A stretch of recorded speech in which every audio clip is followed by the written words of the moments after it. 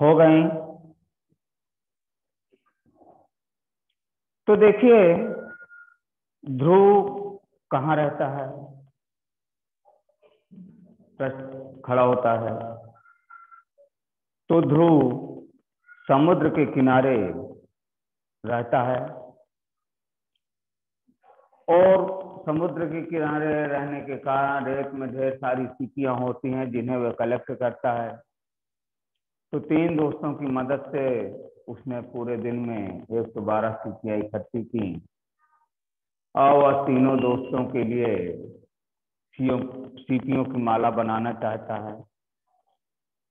वह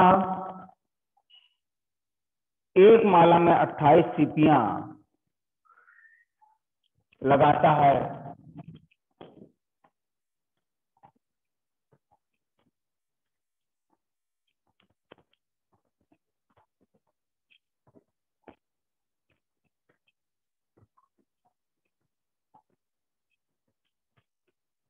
और उसके पास टोटल 112 सीपियां थी।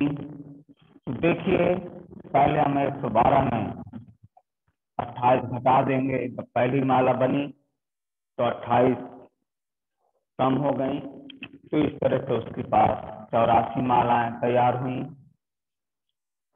दोबारा जब उसने दूसरी माला जब बनाई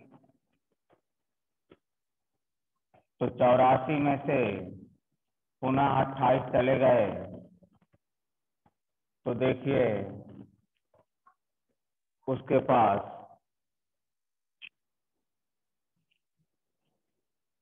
कितनी सीपियां शेष बचेंगी।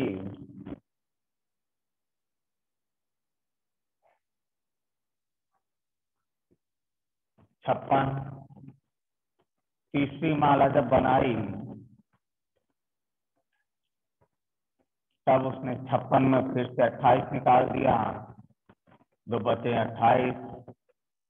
तो चौथी माला जब बनाई तब उसके पास 28 थी और 28 खो दिया, अंत में उसके पास थे। तो ये जो विधि कहलाती है भाग की, इस विधि को हम बार बार घटाने की विधि भी कहते हैं। तो इस तरह से हमने देखा कि 28 सीपियों से 112 सीपियों में वे 4 मालाएं बना लेता है, अर्थात भागफल जो आया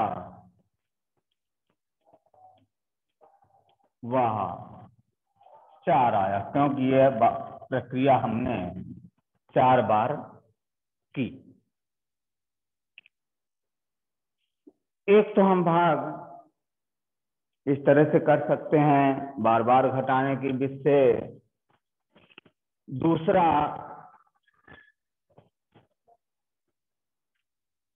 हम देखते हैं कि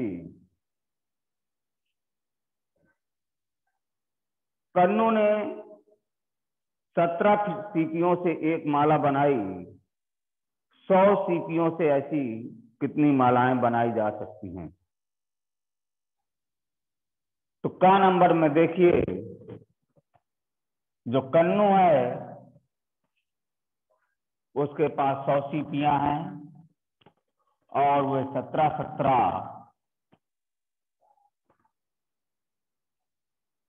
सीपियों से मालाएं बनाना चाहता है। तो देखिए यहाँ पर ये जो संख्या है ये हमारी भाज्य कहलाती है। माने जिस संख्या में हम भाग देते हैं उसे हम भाज्य कहते हैं और जिस संख्या से भाग दिया जाता है उसे हम भाजक कहते हैं। तो अगर हम इसका भाग दें तो देखिए हम किस तरह से देते हैं। पहले हम 17 का पहाड़ा पढ़ेंगे। ये 2 अंक है 17 में, सीधा 2 अंक लेते हैं तो 10 है, वो 17 से कम है अर्थात भाग नहीं जाएगा। तो हम तीसरा अंक भी ले लेते हैं तो 100 हो जाता है। तब हम 17 का पहाड़ा पढ़ेंगे कि 100 से अधिक ना हो। तो हम 17 का पहाड़ा पढ़ते हैं। 17, 17 दूनी 34, 17 से 51, 17 चौका 68, 17 अपना 85, 17 छक्का 102। तो 6 बार में ज्यादा हो जाता है तो हमारा 5 बार जाएगा। तो 5 बार गया 17 अपना 85, और इसको हम घटा देंगे तो 15 हमारा शेष आएगा। तो जितने बार पूरा जाता है वह हमारा भागफल कहलाता है, और जो नीचे बचा हुए शेष या शेष फल कहलाता है। तो अगर कन्नू 100 सीपियों से 17-17 सीपियों की माला बनाता है तो 5 मालाएं पूर्ण बना लेगा और 15 सीपियां उसके पास बच जाएंगी। अगर इस सवाल को हमें चेक करना है या इस सवाल की हमें जांच करना है तो हम कैसे करते हैं? तो इसके लिए एक सूत्र होता है कि भाज्य बराबर भाजक गुणे भागफल धन शेष। तो देखिए भाजक हमारा 17 है क्योंकि हम 17 से भाग दे रहे थे, भागफल हमारा 5 है और धन शेष 15 है। तो 17 में हम 5 का गुणा करेंगे तो 85, धन 15 और जोड़ देंगे तो हमारा 100 आ जाएगा।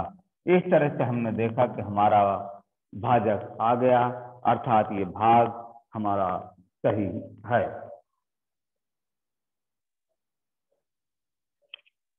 अब हम दूसरे सवाल को देखते हैं। एक बड़े गत्ते के डिब्बे में साबुन की 85 टिकिया आ सकती हैं। शैली 338 टिकिया पैक करना चाहती है। उसे सभी टिकियों को पैक करने के लिए कितने डिब्बों की जरूरत पड़ेगी?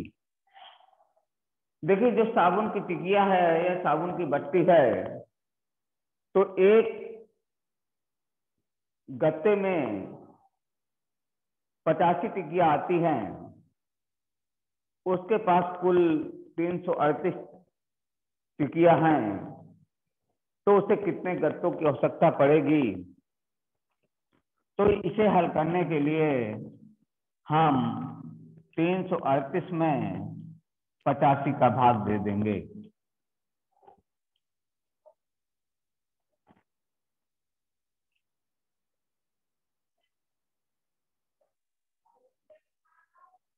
तो देखिए हमारा 3 बार जाएगा तो 3 पचे 15,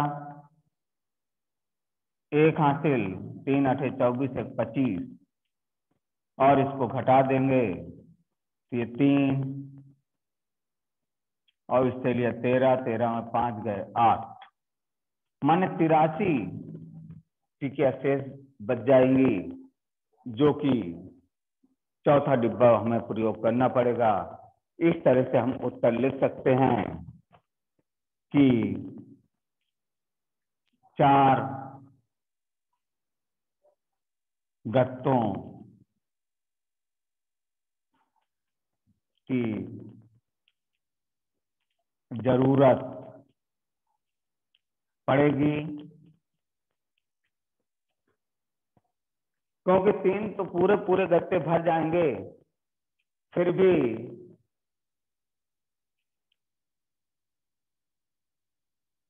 उसमें 83 शेष बचेंगी, तो उसको भरने के लिए हमें चौथे गत्ते की आवश्यकता पड़ेगी। इस तरह से हम 4 गत्तों की आवश्यकता हमको पड़ेगी। अब इसके बाद अगला सवाल आता है कि मनप्रीत को घर बनाने के लिए 1500 सीमेंट की बोरियों की जरूरत है। एक ट्रक एक बारी में 250 बोरियां ले जा सकता है। बोरियां ढोने के लिए एक ट्रक को कितने चक्कर लगाने पड़ेंगे? तो यहां पर हम देखते हैं कि 1500 सीमेंट की टोटल बोरियां हैं और ट्रक जो है एक चक्कर में 250 बोरियां ले जाता है। तो 1500 बोरियों को ढोने के लिए उसे कितने चक्कर लगाने पड़ेंगे? तो देखिए, हम 250 का भाग दे देंगे तो 6 बार करके देखते हैं। 6 शून्यम शून्य, 56 30, 12 15, यानी कि उस ट्रक को 6 चक्कर लगाने पड़ेंगे।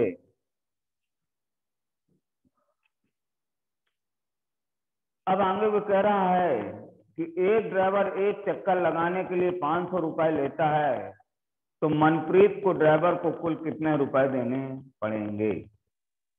तो देखिए, एक चक्कर में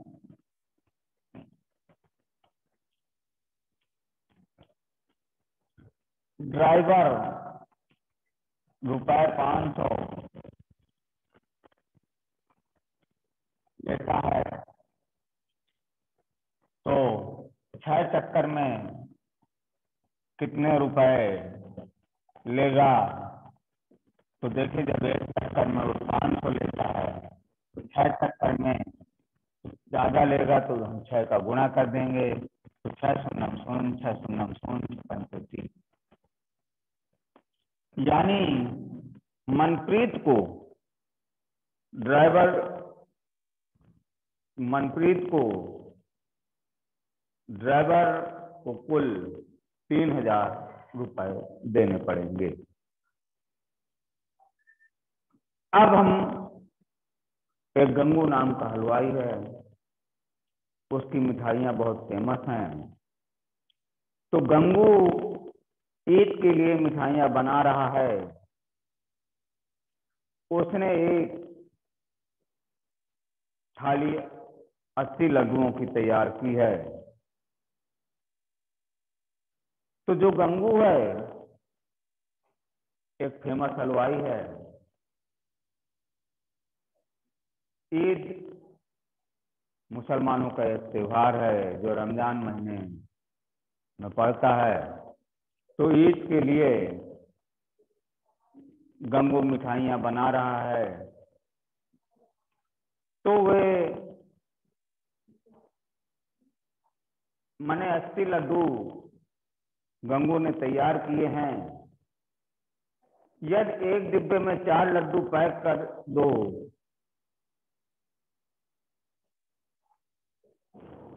तो वह कह रहा है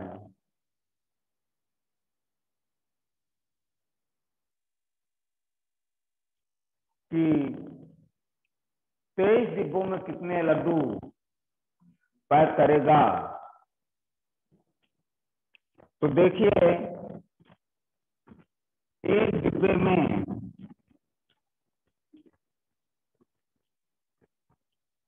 4 लड्डू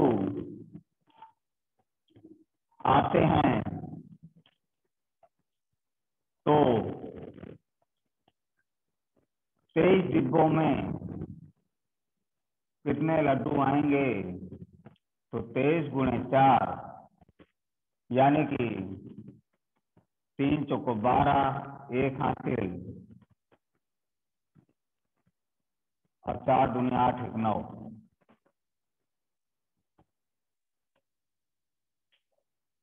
माने उसको 92 लड्डू चाहिए जो कि कम पड़ जाएंगे।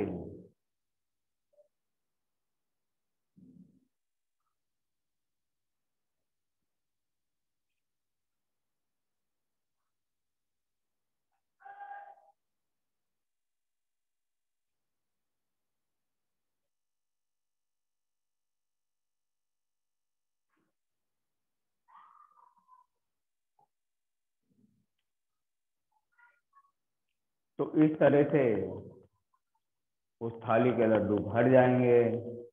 तो वह कह रहा है कि जो थाली में 80 लड्डू हैं उन्हें पैक करने के लिए उसे कितने डिब्बों की जरूरत पड़ेगी। तो देखिए, अगर हम देखते कि एक डिब्बे में 4 लड्डू आते हैं तो 80 लड्डुओं के लिए हमें 4 का भाग दे देना पड़ेगा। तो 4 दूनी 8, 0 उतारा, 0 बार गया, यानी कि 20 डिब्बे में ही वे लड्डू समाप्त हो जाएंगे। तो इस तरह से हम भाग के सवालों को कर सकते हैं। अब वो कह रहा है गंगू के पास एक बड़ा डिब्बा भी है जिसमें वह 12 लड्डू पैक करता है। 60 लड्डू पैक करने के लिए उसे कितने डिब्बों की जरूरत पड़ेगी। तो यहाँ पर हम 60 में 12 का भाग दे लेंगे तो हमारे लड्डुओं की संख्या, वे डिब्बों की संख्या मालूम हो जाएगी कि 60 में हमने 12 का भाग दिया तो देखिए आएगा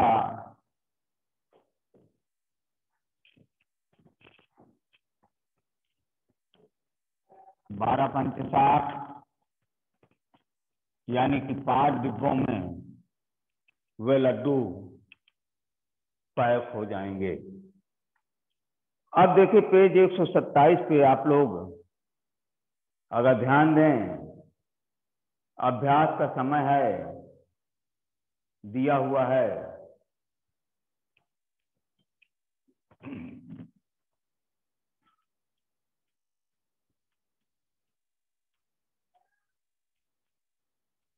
यहाँ पे कुछ सवाल दिए हुए हैं, आप पहले सवाल को गौर से देखें कि नीलू अपनी कक्षा में कहानियों की 15 किताबें लेकर आई। आज कक्षा में 45 छात्र हैं। एक किताब कितने छात्र मिलकर पढ़ेंगे। तो देखिए किताबें हैं 15 और छात्र हैं 45। सभी लोगों को किताब पढ़ना है तो यहाँ पे एक किताब में कितने छात्र जुड़ेंगे या एक किताब से कितने छात्र पढ़ेंगे।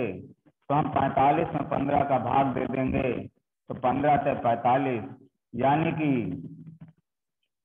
एक किताब से 3 छात्र पढ़ेंगे। दूसरा सवाल है 8 लोगों के परिवार में एक महीने में 60 किलो गेहूं की जरूरत होती है। 8 लोगों के परिवार में एक महीने में 60 किलो गेहूं की जरूरत होती है। तो एक सप्ताह में इस परिवार में कितने किलो गेहूं की जरूरत होगी। आप जानते हैं, थोड़ा सवाल को ध्यान देना है कि 8 व्यक्तियों का परिवार है। 8 व्यक्तियों के परिवार में एक महीने में उसे 60 किलो गेहूं लगता है। तो कह रहा है एक सप्ताह में उसे कितने किलो गेहूं की जरूरत पड़ेगी। तो देखिए आप जानते हैं कि एक महीने में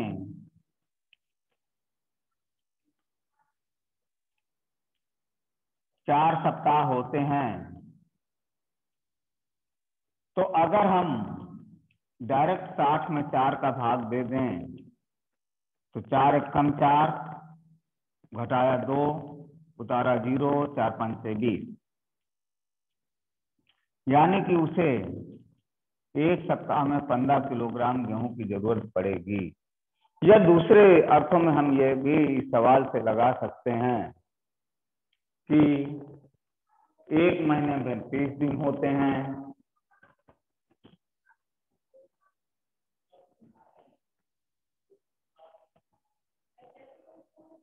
तो 30 दिन में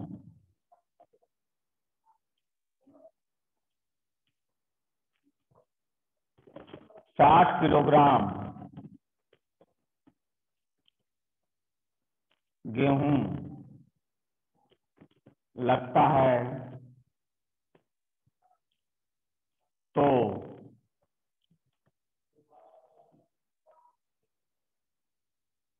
एक दिन में कितना लगेगा? तो यहाँ पे 60 में हमारे 30 का भाग दे देंगे, तो 30 दूनी 60 माने 2 किलोग्राम। तो 7 दिन में, एक सप्ताह में 7 दिन होता है, तो 2 किलोग्राम गुणे 7 यानी कि 14 किलोग्राम। अगर हम इस सवाल को इस ढंग से लगाते हैं तो 15 किलोग्राम आता है, और इस सवाल को अगर हम इस ढंग से लगाते हैं तो हमारा 14 किलोग्राम आता है। रजिया को 500 रुपए के खुले चाहिए, उसने कितने नोट मिलेंगे अगर वह इसके बदले में चाहे तो? सभी 100 रुपए के नोट अगर ले तो 500 में हम 100 का भाग दे देंगे, तो 5 नोट आ जाएगा। सभी 50-50 के नोट ले तो 500 में हम 50 का भाग दे देंगे, तो 10 नोट आ जाएंगे।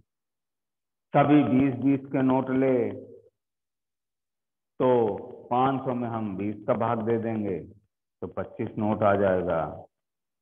और कह रहा है कि ये सभी 5 रुपए के नोट ले तो 500 में हम 5 का भाग दे देंगे, तो 100 नोट आ जाएगा। इस तरह से आप इन सवालों को हल कर सकते हैं। इसके बाद एक सवाल को हम और देखते हैं कि तुम्हें 72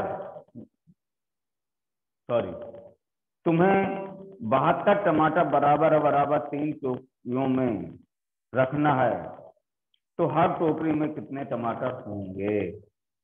देखिए, कुल टमाटर है हमारे पास 72, टोकरी है 3, तो कह रहा है इन्हें बराबर बराबर रखना है। तो जहां भी सवाल में बराबर बराबर शब्द लगा हो तो आपको तुरंत ये जान जाना है कि ये सवाल हमारा भाग का है।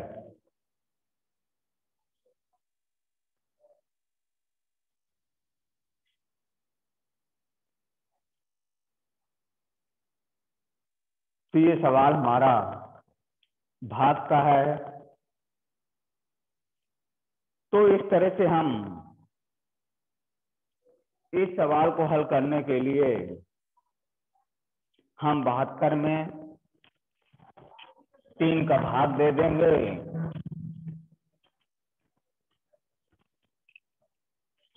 तो जब हम 72 में 3 का भाग देंगे तो देखिए कुल टमाटर हैं 72, टोकरी हैं 3, तो प्रत्येक टोकरी में कितने आएंगे?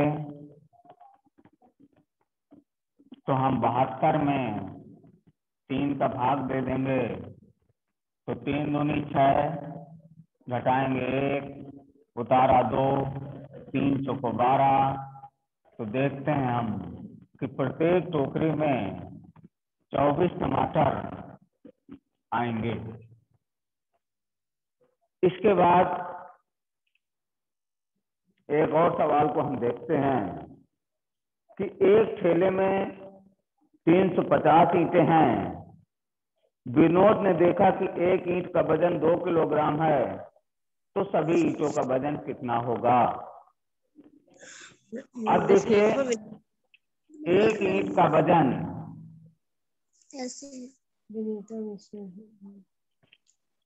एक ईंट का वजन 2 किलोग्राम है, तो उस ट्रक में 350 ईंट रखी हुई हैं, तो 350 ईंट का वजन हो जाएगा 350 गुणे 2, यानी कि 700 किलोग्राम। इस तरह से हम इन सवालों को हल कर सकते हैं।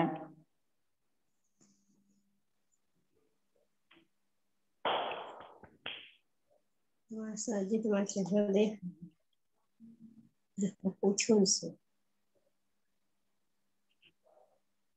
Sir hello sir hello Lakshmi Gupta, मैं लक्ष्मी हेलो, गुप्ता। आपको हमारी आवाज सुनाई दे रही है? हेलो, लक्ष्मी गुप्ता। हमारी आवाज आपको सुनाई दे रही है? हाँ हाँ? हाँ। किंतु आपकी आवाज हमको साफ नहीं सुनाई दे रही है। आपके समझ में जो ये सवाल मैं बता रहा हूँ कुछ समझ में आ रहे हैं? हाँ कुछ समझ में आ रहा है सर। ठीक ठीक, ओके। जहां समझ में ना आए, क्या आप कुछ कहना चाहती हैं किंतु हमको सुनाई नहीं दे रहा है? कुछ नेटवर्क की प्रॉब्लम है, तो की इसलिए। प्रॉब्लम है। हेलो, हाँ यस हाँ, सर। अब कुछ सुनाई दिया। आप जो मैं बता रहा हूँ वो आपके समझ में आ रहा है? Yes sir. हाँ? Yes sir. अच्छा, जो समझ में ना आए तो आप पूछ सकती हैं। सर वो वहाँ नीचे वाली लाइन में क्या लिखा है? क्या हो रहा है? नीचे वाली लाइन में क्या लिखा है? कहाँ पे? इधर साइड, ये जो ब्लैक बोर्ड में इधर हाँ? उसके पहले लिखा है लड्डू। हमको तो कुछ आवाज साफ नहीं समझ में आ रही है, इसलिए मैं उसको पूर्णतः सुन पाने में असमर्थ हो रहा हूँ। हाँ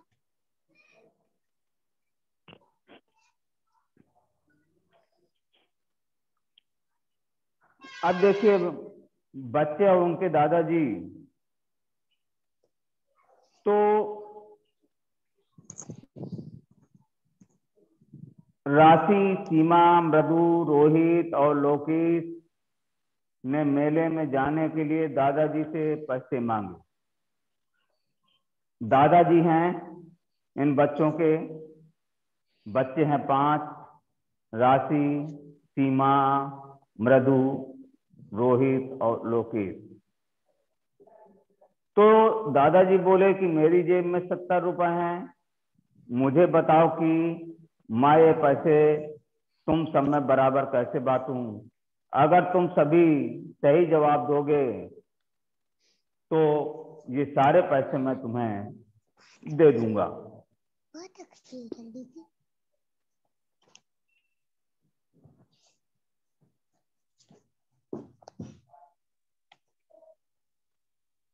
तो देखिए, हम सवालों को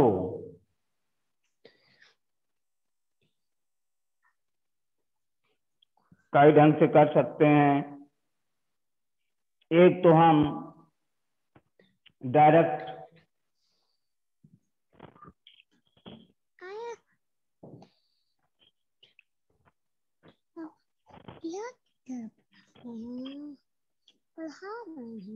चुप रहना। देखिए, 70 में हम 5 का भाग दे दें क्योंकि 5 बच्चे हैं, तो 5 का नाम 5 घटा देंगे तो 2 बचा 0, तो 500 को 20। तो इस तरह से आ सकता है 14 रुपए। या मान लो किसी को प्रॉब्लम है, इस तरह से नहीं कर पा रहा है, तो वो इस सवाल को दूसरे ढंग से करता है कि 70 में जब 5 का भाग देता है तो पहले सीधे वो 10 बार दे देता है, तो 5 दाम 50 आ जाता है, बचता है 20। अब देखता है कि ये 4 बार जाएगा तो धन 4 कर देता है आगे, और 4 बार देता है और इन दोनों को जोड़ देता है तो 14 आ जाता है। तब भी वो ज्ञात कर लेता है कि उसे वे माने प्रत्येक बच्चे को 14-14 रुपए मिलेंगे। तो आप जिस ढंग से चाहें उस ढंग से सवाल को कर सकते हैं। तो देखिए, आज हम इतना बताएंगे। आज हम तुम्हें कुछ सवाल दे रहे हैं जो कि घर से आपको भाग के सवालों को हल करना है। उसे आप घर में करने का प्रयास करिएगा, निश्चित ही आपको समझ में आएगा।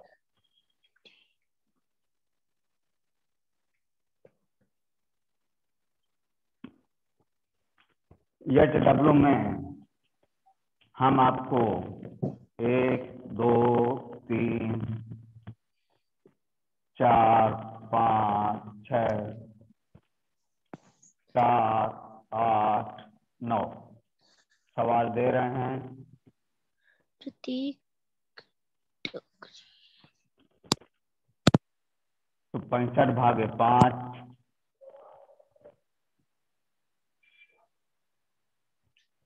42 भागे 2, 69 भागे 3,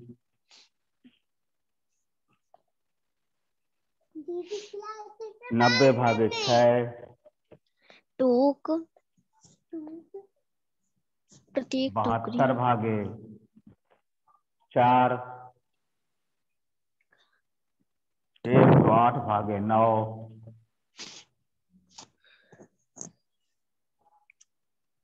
232 भागे 2,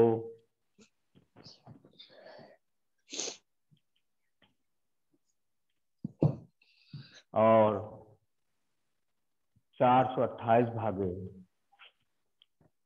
2, टोकरी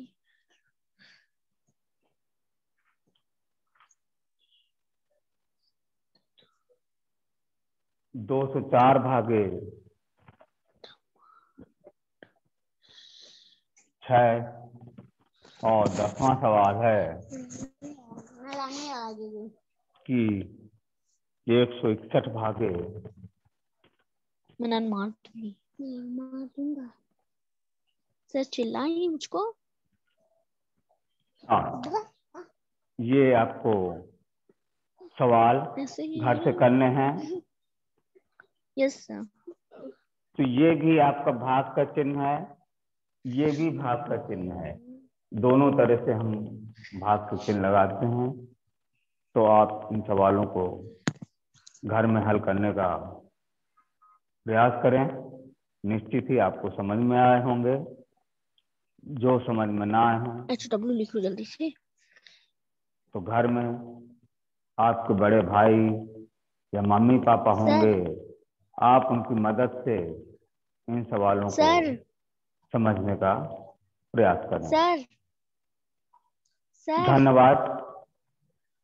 अगले दिन जब मैं आपको कक्षा में पढ़ाऊंगा तो पाठ 12 से संबंधित कितना भारी और कितना हल्का के बारे में जानकारी दूंगा। सर हाँ, हेलो बोलो। सर, वो नीचे वाला वो जो आप होमवर्क दिए हैं तो उसका नीचे वाला नहीं दिखाई दे रहा। कहाँ? हेलो, जो होमवर्क दिए हैं उसका तीसरा नंबर। होमवर्क ये वाला? हाँ ये नीचे की लाइन? तो देखिए सर। आपके बुक में पेज 129 पेज पे ये सवाल दिए हुए हैं। आप वहां से देख सकते हैं। 129 पेज में किताब में ये सवाल लिखे हुए हैं और सर हमारे पास किताब नहीं है। अच्छा किताब नहीं है, तो ये जो कुछ सवाल है मैं इधर लिख देता हूँ, यहाँ तक दिखाई दे रहा है? Yes sir. अच्छा, तो ये नीचे वाले सवाल मैं यहाँ पे दे देता हूँ।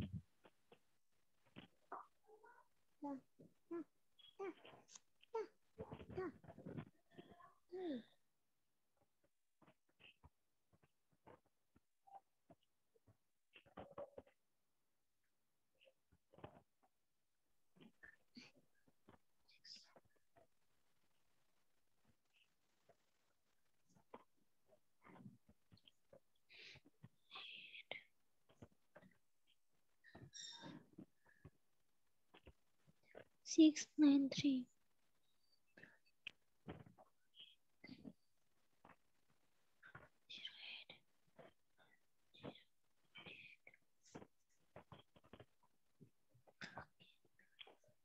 चलिए, अब तो पूरा समझ में आ रहा है ना?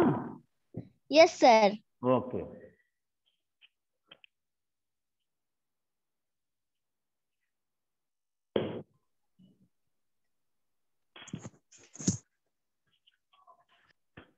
वाला